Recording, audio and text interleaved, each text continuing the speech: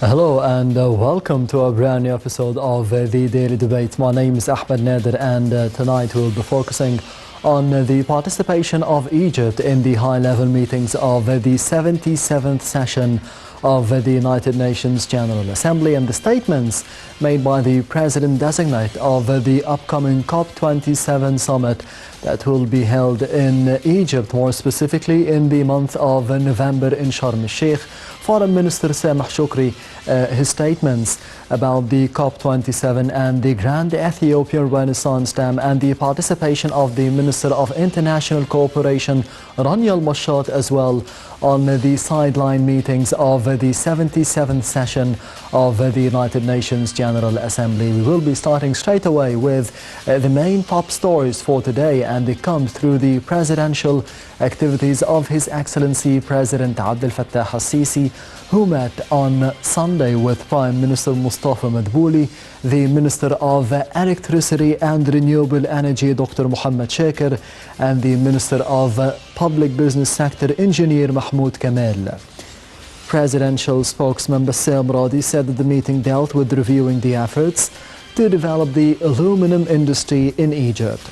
In this context, President al-Sisi was also briefed on the state's efforts to develop and raise the efficiency of the Misr Aluminum Company in partnership with the foreign expertise and the aim of maximizing the production, manufacturing and marketing of aluminum and its ores.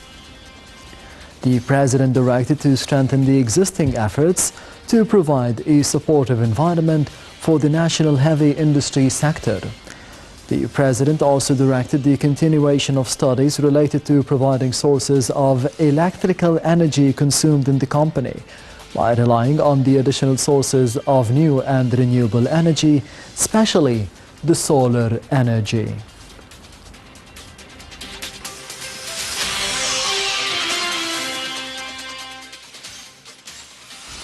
From the field of energy and renewable energy to the field of education, and another meeting from the presidential activities as President Abdel Fattah al-Sisi directed the completion of the stages of developing the basic primary education system as a strategic approach for the state to enhance the capabilities of all the Egyptians.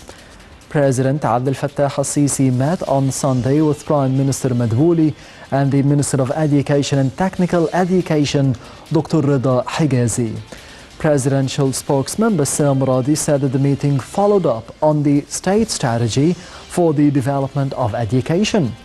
The President directed the completion of the stages of developing the primary education system as a strategic approach for the state to enhance the people's potentials and improve the youth skills to serve as a culture that enhances the learning process.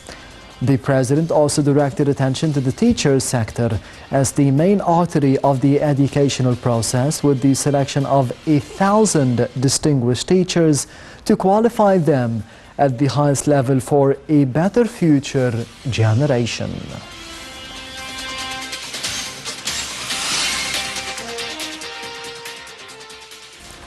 Up next, the first report of the daily debate for tonight, and it comes through the participation of Egypt in the high-level meetings of the 77th session of the United Nations General Assembly meetings in New York, and the statements made by the President-designate of the COP27 for climate change in November in the city or resort of Sharm el-Sheikh, Foreign Minister Sameh Shoukry, regarding the summit.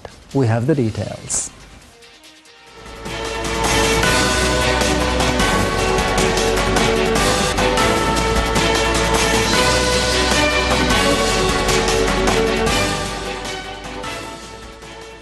Egypt participated in the high-level meetings of the 77th session of the United Nations General Assembly, UNGA 77, with a high-level delegation headed by Foreign Minister Sameh Shoukry.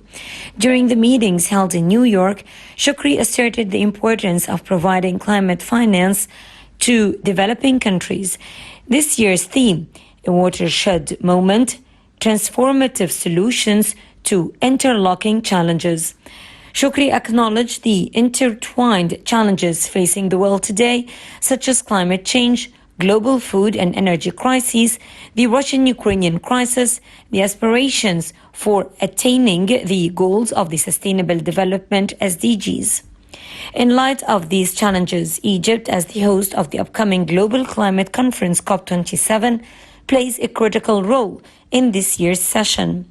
Shukri also reviewed the access of the vision of the Egyptian presidency for COP27 for implementing climate pledges and commitments, which is based on the necessity of enhancing and upgrading nationally determined contributions in the field of emissions reduction and achieving further progress in terms of climate change, adaptation measures, providing adequate and appropriate climate finance and facilitating access to it, in addition to addressing loss and damage and achieving satisfactory results on this issue, as well as advancing efforts for a just transition towards environment-friendly energy sources.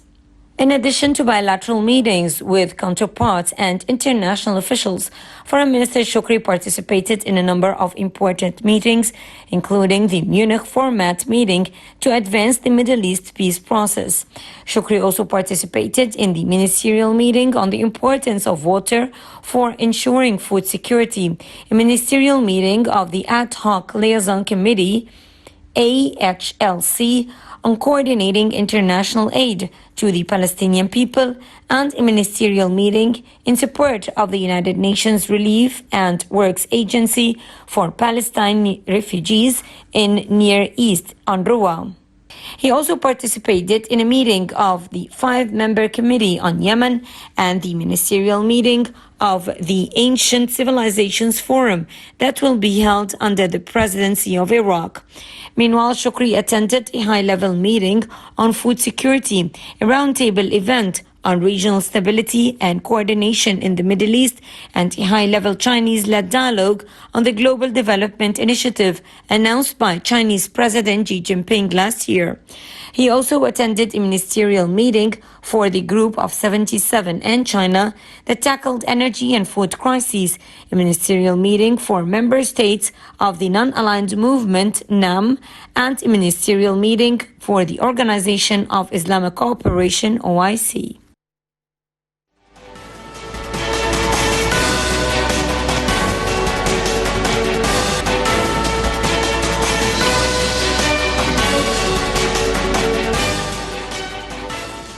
Welcome back. You're still watching the Daily Debate, and I'm honored to be having with me in the studio for tonight Ms. Alia Mustafa, the researcher in sustainable development. Thank you very much for being with us tonight. Thank you so much for having me today. It's a great honor. Anytime.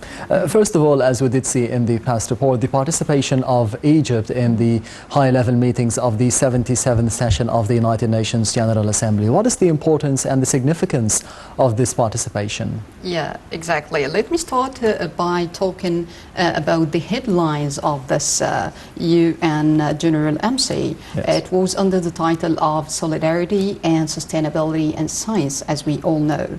It started by the word for the Minister of the Foreign Affairs, Mr. Shukri, yes, by handling focusing on a very important aspects and concepts that he started with, emphasizing on the national security and the objectivity and also justice for all the nations, not only the Arab nations, but for all the African region and all, and being flexible with meeting their needs.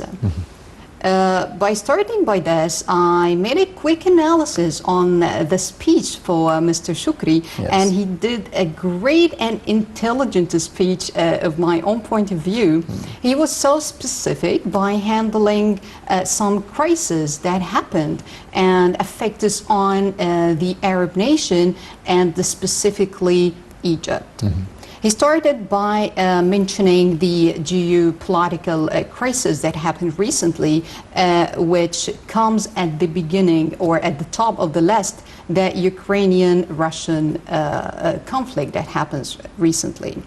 Actually, after the corona or the epidemic of COVID-19, we have suffered from a very complex and very damage in different majors, specifically on the economical major, political major, and sociable major as well. Yes. And we, during the lockdown, some countries suffered from a very lack of trade, and that affected its economy in a very wide way. As we know that the world is still recovering from this epidemic. So what happened next, the Ukrainian-Russian conflict that happened and destroyed all this recovering through this. And Mr. Shukri mentioned that it's a really critical way to stop this conflict. And he mentioned that effect is on the debts that the countries or the developed countries in specific suffering from recently. And this caused a lot of secured and food issues in these countries. And we have to consider focusing on solving these problems. Once he just giving the crisis, he giving directly the solution of this crisis. Yes. And recommended a very smart and logical solution. So he recommended a very quick solution for this crisis or this problem, which is having an initiative, a global initiative for all the creditors and debtors countries to gather together to exchange debts to investments and so many projects in these developed countries to appraise the development of their economical level and social level, and also that would help a lot in the job opportunities, and also we know in their development in the economical level. That started with the first crisis, and directly he moved on a very critical issue in my point, which is some countries getting interfering in other countries' affairs, Yes. which considered to be unacceptable recently. And this not respecting their privacy and the privacy of their traditions and of their people as well. This leads to the weakness of the statehood of the people and the country or the state itself, which cause or leads to the terrorism to enter, as we know, and the military militias to enter the country. He gave a solution for this as well. Yes. And he also mentioned that we have to empower the associations of the states itself to be caring of their own business without the interfering of the other people or the other countries in their business. And this is also to enhance national security and stability as well. Next point was talking about the food security issue. As we all know, this is a very critical issue these days. And by looking at this crisis or this problem, we can see that that was a problem of the lack of achieving the Sustainable Development Goals, the SDGs, as we all know these.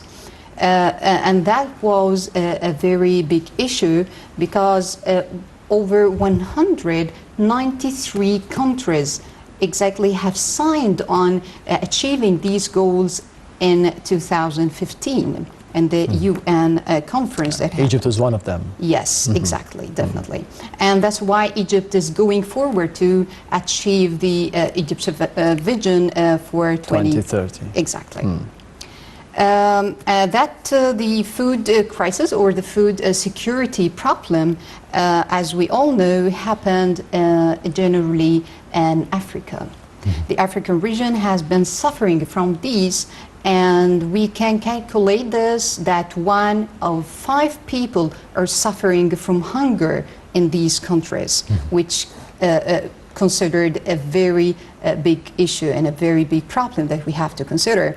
And also the importing of food has raised up to $43 million, which considered a very big number. He gave a very smart solution, in my opinion, as well, by making a very smart strategy in agriculture and food. And also he mentioned that we have to enhance the agriculture development and technology as well in our countries, and especially the developed countries, because they deserve this care.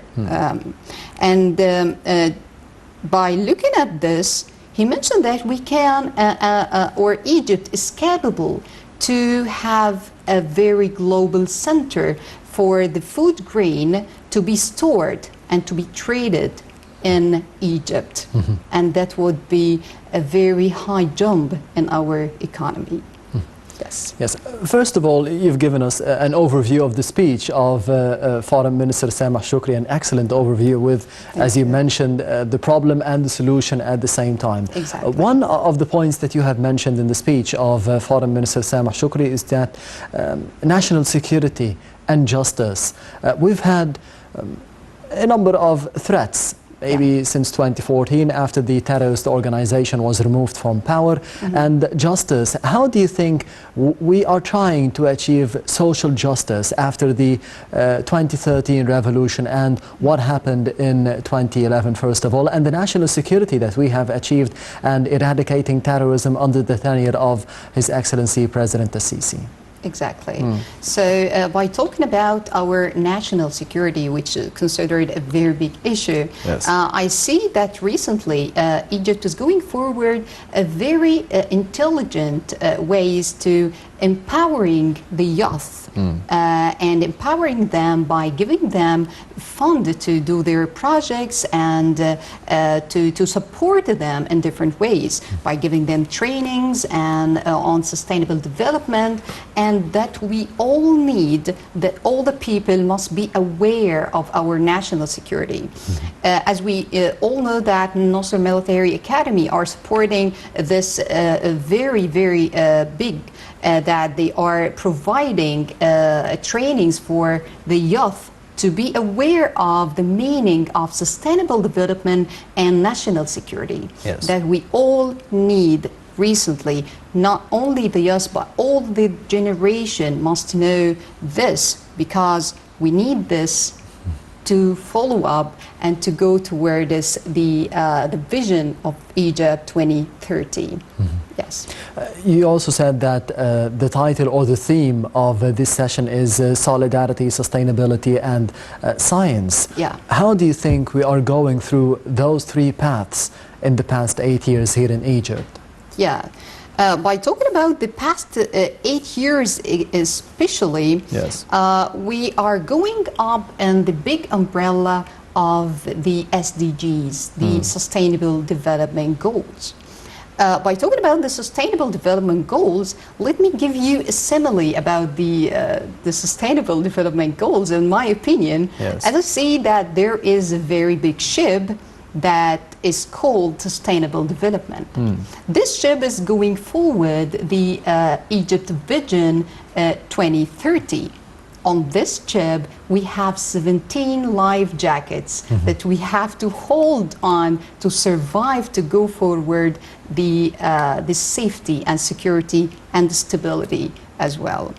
From this simile, I can tell that Egypt is having exactly something is called the Mdgs, the Millennium Development Goals.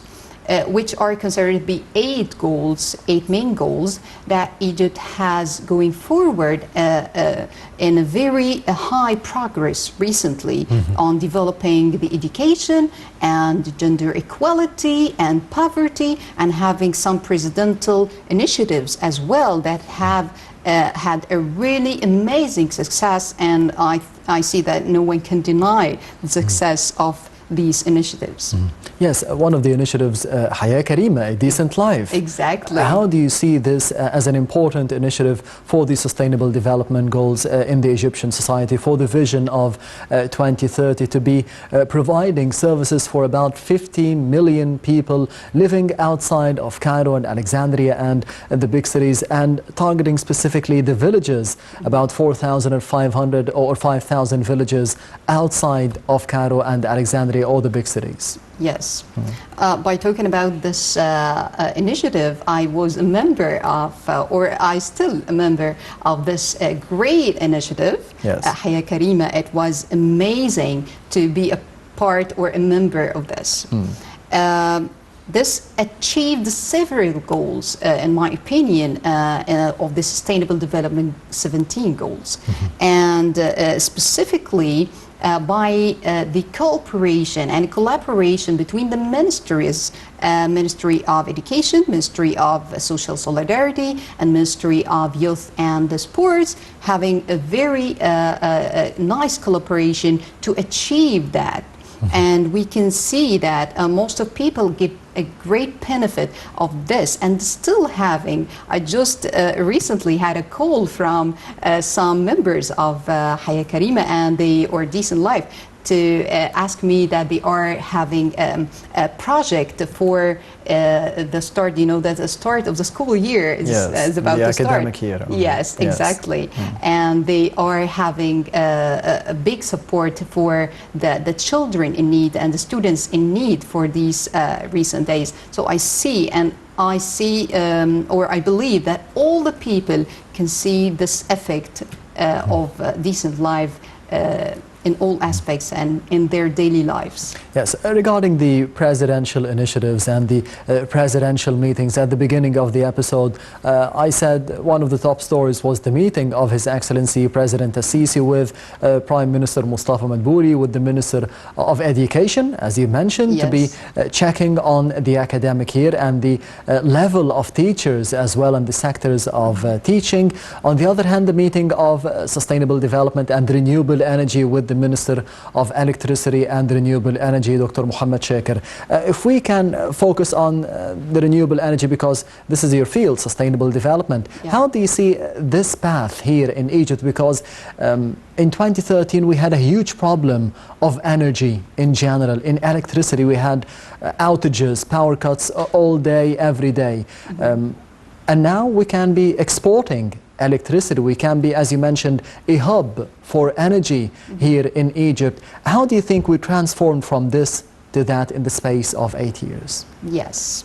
By talking about the gathering of the president and the great ministers, that's what I was talking about exactly, the collaboration and cooperation between all the ministries and all the private sectors and the government together on one slogan to achieve the Sustainable Development Goals. And what I see that recently happened, a high leap in the education, that all the people have their children at home and the school children as well. So we can see that technology has or had a very high jump in the education. And some people will disagree with me in some points. I say that some students have a lack of knowledge of technology, especially in the countryside and the borders of Egypt. But I see that by forcing these students to use technology, this will help them a lot. That's what I see during my work in the education sector. And also in my experience, the education and the teachers had felt as well a great change in the education teaching methods, and also the follow-up as well, and supervision and the leadership of schools itself. And it was amazing to have an experience and being a member of this sector. If we return to the Foreign Minister Samah Shukri during his speech at the 77th session of the United Nations General Assembly, you mentioned that he gave the problem and the solution at the same time. One of the problems is the global energy crisis and the food crisis, and he mentioned that it was a result of the failure of not reaching the Sustainable Development Goals. Do you think so? Yeah, exactly. I think so that some of the international society have failed on achieving some of the Sustainable Development Goals in the recent years. Yes. And that caused some economical problems, and that caused that most of the African countries have been suffering from this for many decades, and we are still suffering. Africa is still suffering, and some countries in Africa recently are suffering from hunger, or suffering from poverty, which considered not acceptable in our region. And that's a way to consider achieving that through the next few years as well. By talking about the speech of Mr. Shukri, he also was talking about the water security, which consider a very critical issue, a very essential issue, sensitive one recently, and considered also to be a very big challenge in our region. And I see that he said that our nation, not only cause of the water security issue, not only the reason for the drought or desertification, but also by that some countries are not having the right commitment of the provisions of the international laws, and that caused a very big problems between some countries and each other. And I like the saying that Mr. Shukri said, that holding the peaceful solution is not considered a weakness, but it's also considered a very high, powerful way for negotiations, which I see a very clear and direct, let's say, message for some countries. And also, he did not deny the right for Ethiopia and the development and the economical development. They must be developed, and we are caring about all the African region, not only ourselves. And also, by going back to our water security issue, the Nile River. We all as Egyptians know the value of the Nile River to us.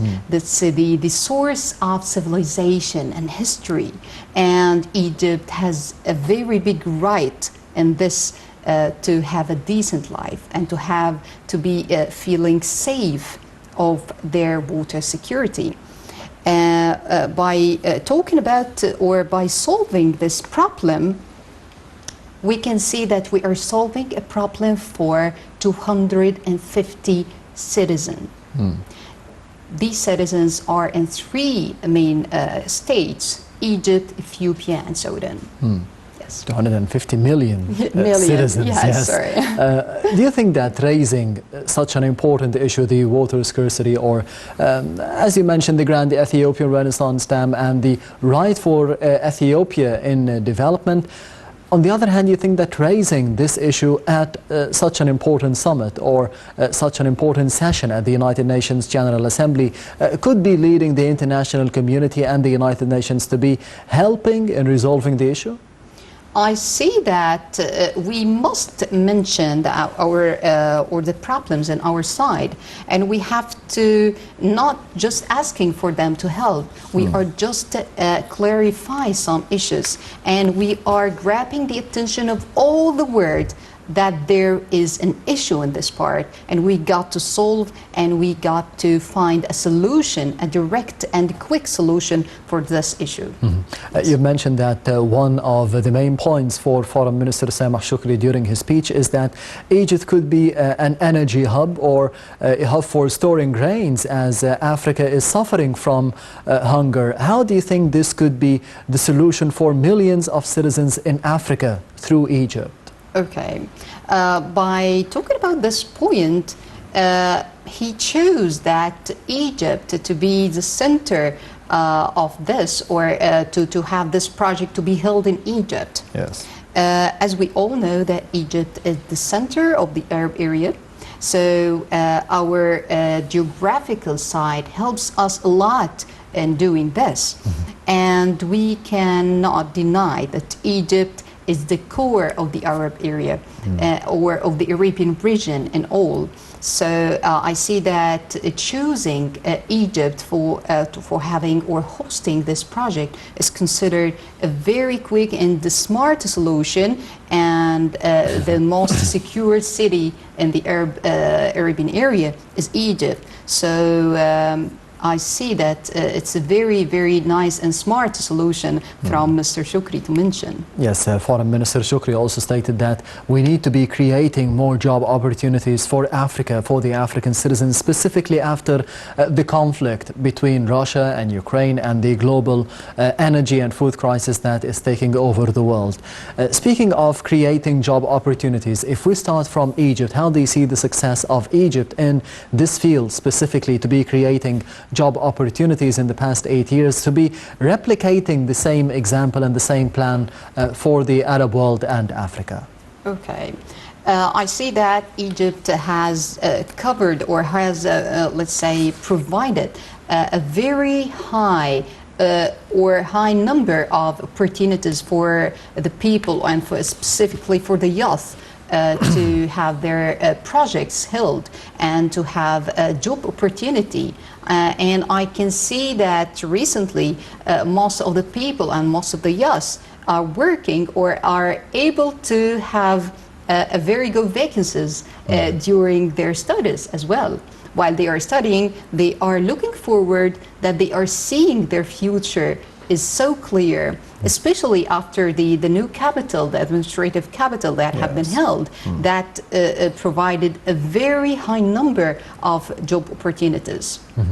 Egypt will be hosting the COP27 in Sharm el-Sheikh in November, and Foreign Minister Sameh Shoukry would be the president-designate of such an important summit for the climate change all over the world. The importance of having this summit here in Egypt, how do you see it, and more specifically in Sharm el-Sheikh? Okay, by talking about this topic, which is considered the topic of the day. Yes. Yes, that most people are eager or cannot wait to see the topic of the year. We've been waiting for it all year. Yes, exactly. So Egypt, for being the host of this international event, it would be amazing for Egypt in all aspects, in all ways.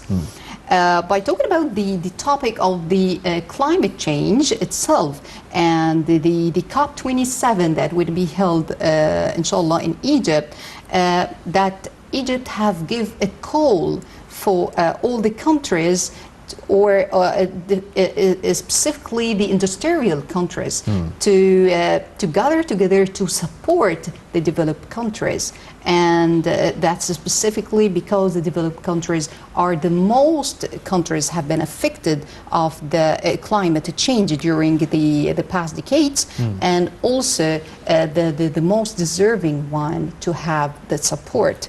Let's talk about the upcoming result that we are expecting to have through the COP27 that we will be held soon. Yes. I see that the international society must be, or that we are expecting the international society to decrease the emissions, especially the gas emissions, and also to having the ability to adapt with the climate change.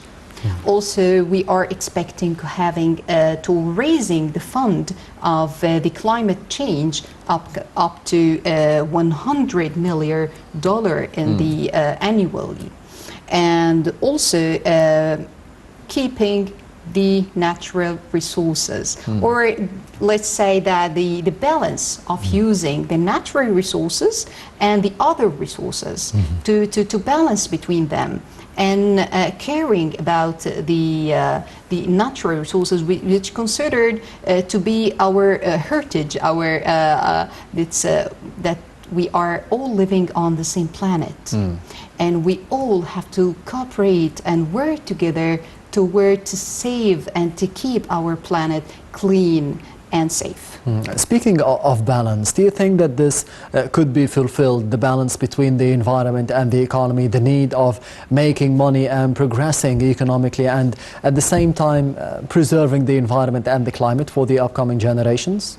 Yeah, by talking about this part, let's go back to the sustainable development, this my field, and we have a very big umbrella up to the 17 goals.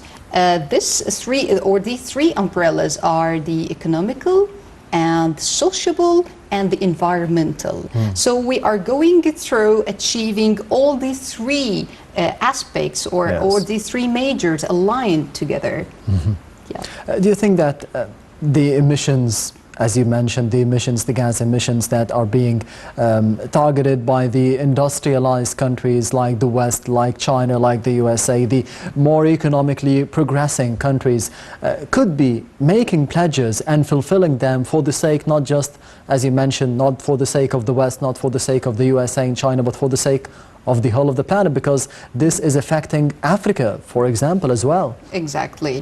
That's what I see, that there is a very big call from Egypt and from developed countries that we are get a very high effect of or impact of the climate change, and due to the damage of the economy that we have been suffering from the past decades. And during the COVID-19, we have been suffering a lot as developed countries, and they have to help us go through keeping our planet clean, and also because we are on the same boat, and they have to follow up with this, and they have signed also on achieving the sustainable development goals. Yeah, speaking of the COVID-19 and the conflict between Russia and Ukraine and all these hardships and challenges that we have faced here in Egypt and of course all over Africa and the world, how did you see the response of the Egyptian government under the political leadership and the directives made by President Abdel Fattah al-Sisi to be challenging the effects, the economic effects of the COVID-19, the social effects as well of the conflict between Russia and Ukraine in Egypt for the Egyptian citizens? Yeah. By talking about the COVID-19, during that epidemic that all the world have been suffering from, Egypt has been suffering as well. We cannot deny that. But during the suffering, we can see that Egypt was keeping or trying to keep its economical phase on a right level in order not to cause a high damage in their economical sector and in the social sector as well, and political in addition to this. And by talking about this, the development or the average of the development of most of the countries, all the world have been fall down, while Egypt, the raise or the average of the development have been rising during the epidemic, which considered a very big leadership and intelligent leadership of our nation. Yes, as well as the growth rates. Ms. Alia Mustafa will be heading to the other report of the daily debate for tonight, and more importantly, the stance of Egypt regarding the COP27 and the statements made by the Minister of International Cooperation, Rania Al-Mashat, on the Egyptian vision for the sustainable development and preserving the environment and the climate change conference, the COP27, that will be held in Egypt in November in Sharm el-Sheikh.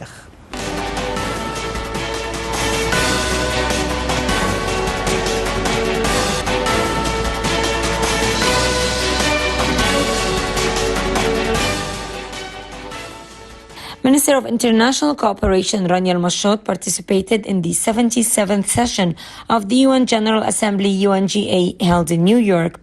Al-Mashot attended a meeting under the motto Solutions through Solidarity, Sustainability and Science that tackled the most pressing challenges facing people worldwide, topped by food security, energy prices and supply chain disruptions.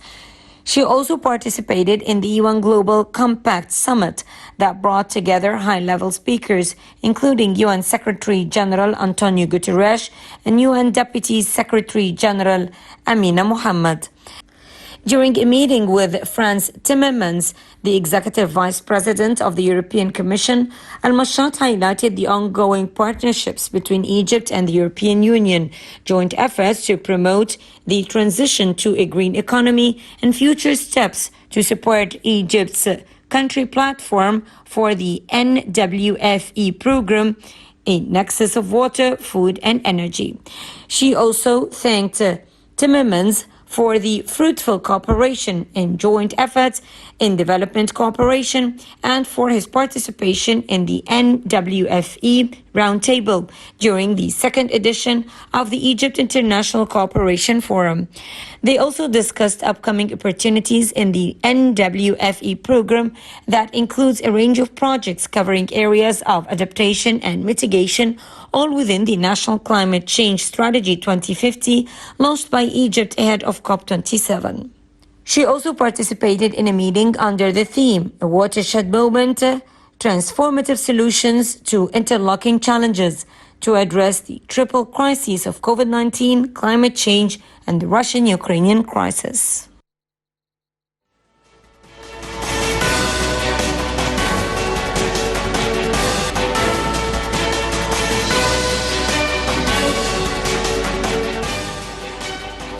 Welcome back. You're still watching the Daily Debate, and I'm honored to be having with me in the studio for tonight Ms. Alia Mustafa, the researcher in sustainable development. As we did see in the past report, the efforts of the Minister of International Cooperation, Rania Al-Mashot, in her field, more specifically, ahead and preparing for the COP27. How do you see it? Yeah, I see that Egypt, as the host of the COP27, is doing a great and outstanding preparation for this. And I can see that is going to be an amazing opportunities for the international society to participate and to see Egypt as well, and that we are having this summit. Or this conference recently, that also that I see that they are doing a great effort by gathering all the people and all the institutions of the Egyptian institutions itself to participate in this COP27. And I can tell that all the institutions is going to have a great role during this conference. And I see also, or I believe, that's going to change or to raise the awareness of the world, not only the Egyptians, about the climate change issue that we are all looking forward to recently.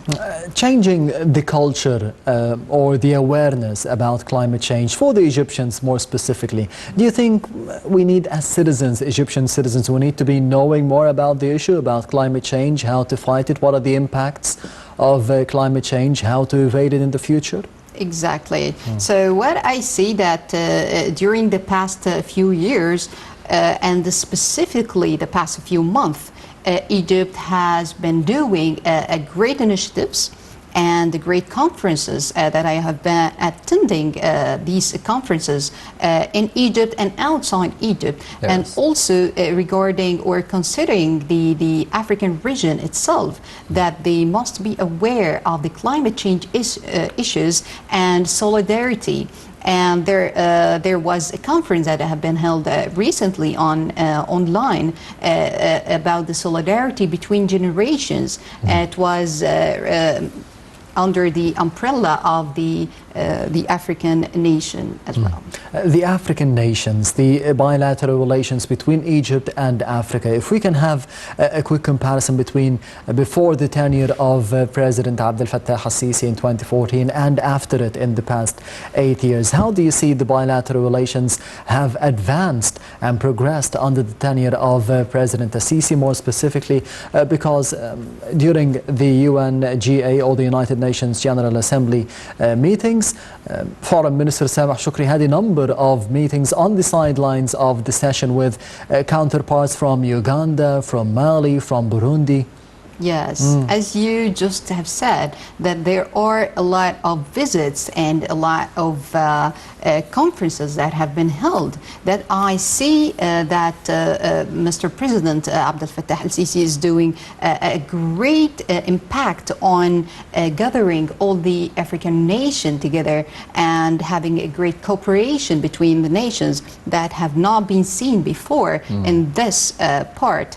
Or for also the youth to attend such conferences. It would be amazing for both the Egyptians and the African youth as well. And that what I see recently, a lot of young youth are attending these conferences that have not been seen before.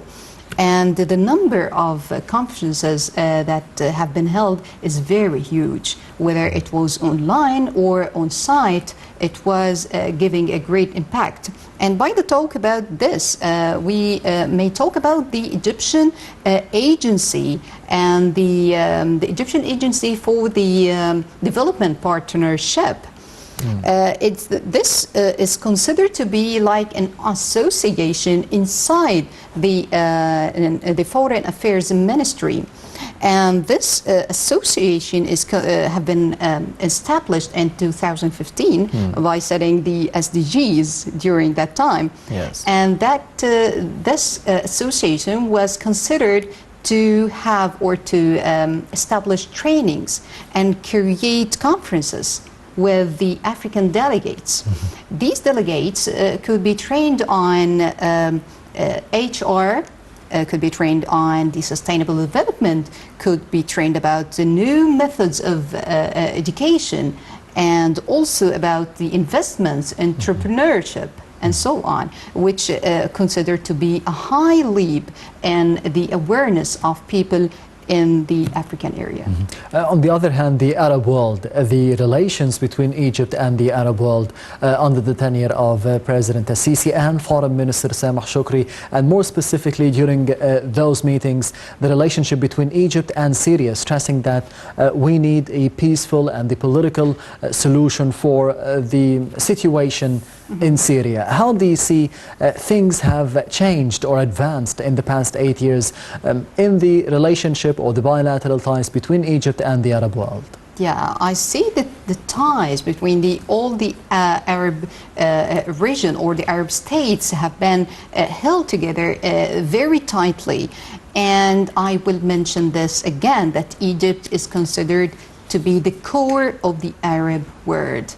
And as if it's the center of this, they are having a great responsibility on its shoulder to gather all the Arab nations together to on one slogan, on one umbrella, on one having hand to hand to achieve a great development, economical development in all aspects. And as Mr.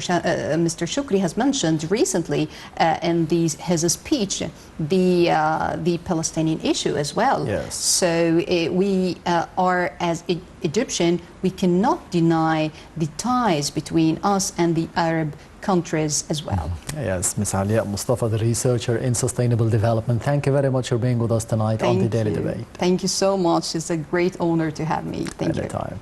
And this brings us to the end of the Daily Debate for tonight. Thank you for watching and goodbye.